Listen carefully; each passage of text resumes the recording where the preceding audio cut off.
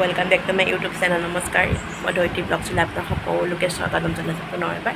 তো এয়া বেকগ্ৰাউণ্ডত চাগৈ খিৰিকীত চাগৈ কাপোৰ চাপোৰ মেলা দেখি আছে, ইগন'ৰ কৰিব, কাৰণ আমাৰ তেজপুৰত শনিবাৰৰ পৰা মানে বৰকৈ বৰষুণ দি আছে, মানে নন ষ্টপ মানে বৰষুণ হৈ আছে। তো সেইকাৰণে কাপোৰ মেলিব ঠাই নোহোৱা হৈ গৈছে, তো ইয়াতেই মেলি দিছোঁ আৰু। চ' মই এতিয়া জাষ্ট পূজা কৰি আহিছোঁ। আজি মই শ্বৰ্ট ভিডিঅ' বনাইছোঁ, মানে ইমানো লং নহয় আৰু। আজি শাওণ মাহৰ প্ৰথমটো সোমবাৰ হয়। চ' কোনে কোনে ব'লবম গৈছে সকলোৱে মোক কমেণ্ট ছেকশ্যনত কমেণ্ট কৰিব, কোনে কোনে গৈছে।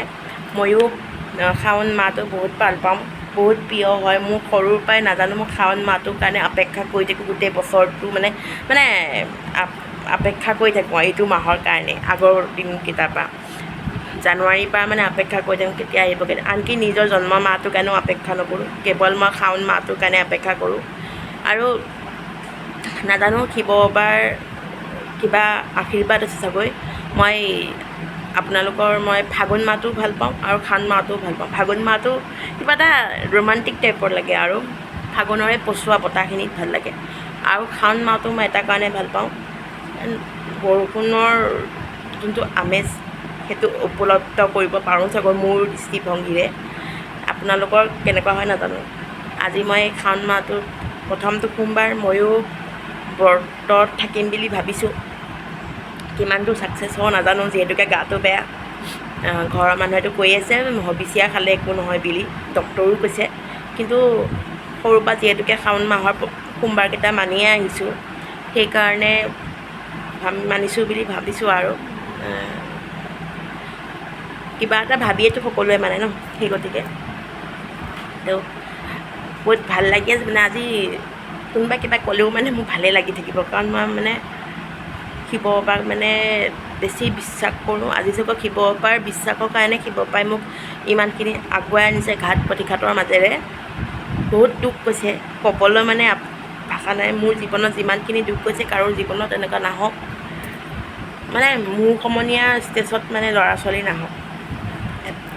পেৰেণ্টছ হোৱাৰ পিছততো আহে আৰু, সেইটো বেলেগ দেখি। কিন্তু আজি ভাল লাগিছে। চ' মই পূজা কৰিব গ'লে মই মাত্ৰ ভিতৰত পূজা কৰি আহিছোঁ, আইকেলাতে বহিছোঁ, পানী অকণমান খালোঁ জাষ্ট। ত' আজি চাওঁ, নিমখ নোখোৱা মানে ব্ৰতত থাকিলে বোলে নিমখ খাব নাপায়। চ' মই নিমখ নোখোৱাকৈ কিমান দিন থাকিব পাৰোঁ চাওঁ। ৰেডি হৈ গ'লোঁ, মন্দিৰ যাওঁ, শিৱ বাবাক পূজা কৰোঁ। দেৰি হ'লে যে নহয়, দেৰিয়ে হয় একদম সঁচাকৈ কৈছোঁ।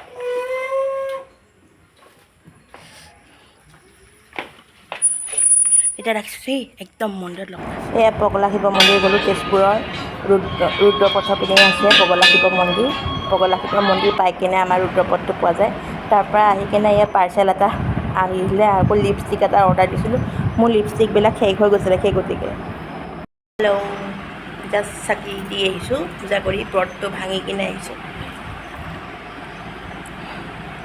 ভগৱানে শক্তি দিলে আৰু বেমাৰৰ গাটো মানে সোমবাৰ দুটাল। চ' এতিয়া চাহ অকণ খাম। খাবলৈ ইচ্ছা নাই, কিন্তু এতিয়া খাব লাগিব। ভাতটো অকণ দেৰিকৈ খাম, নহ'লে আকৌ আকৌ দুবাৰকৈ ভাত নাখাওঁ, এবাৰতে খাম চবৰে লগত। চ' আজিলৈ ব্লগটো ইমানতে। ভাল লাগিলে like comment share and subscribe কৰি দিবা। আজি এনেই শ্বৰ্ট মানে বেছি দীঘলো নহয় ব্লগটো, সেনেকুৱা কৰিছোঁ। Bye bye. কালি আকৌ মিনি ব্লগ লৈ আনি আছোঁ, চাই থাকিবা।